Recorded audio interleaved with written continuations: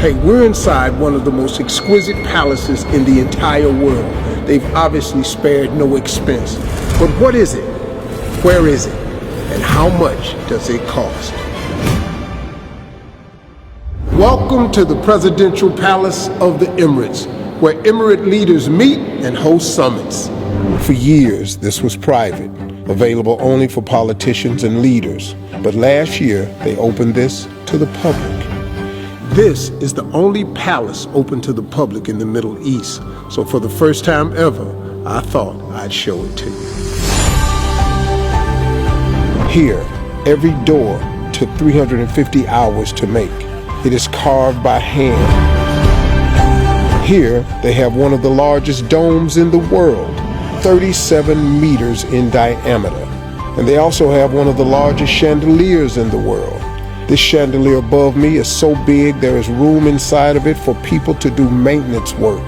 This chandelier right here is probably the biggest chandelier we've ever seen. I know I've ever seen in my entire life. I would love to have it as a gift in our home. We would have to restructure the house for it, but we would love to have it. But that's not going to be the case, so we'll just stand here and enjoy it. We can't afford this. Every room in this palace is different.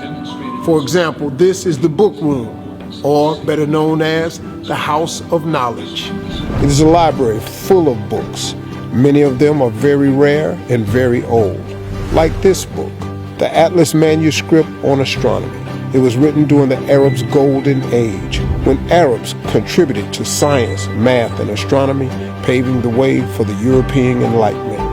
Yeah, they're leading stuff. They translated these books from the Greeks, who were real big into that, and then they got through, and then they gave it to the blacks, and then we turned it into astrology. And the blacks, you said? That's not true, but that's, well, I want that on tape. We want credit for that. All right, this is a presidential gift room. What's inside are gifts from all around the world presented to all of the Emirati leaders, such as ancient wooden weapons like swords and daggers from Saudi Arabia, wooden elephant sculpture from South Africa, a golden horse from Turkmenistan, a jar that looks like the moon from the Republic of Korea, and a beautiful medal from France. This would be like beyond presidential for me. This would be, in the words of my friends back home, baller.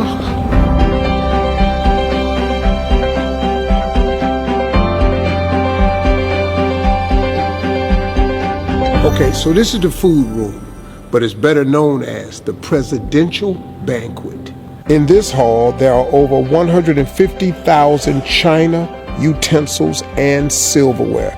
And many of these are made of pure silver. Pure silver.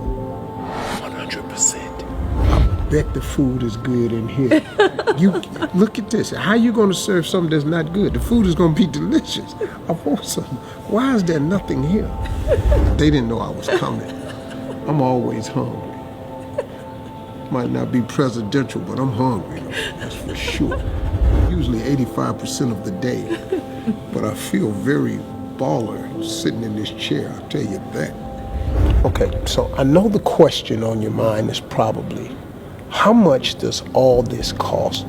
I did some digging, some looking into it, and here it is. A lot.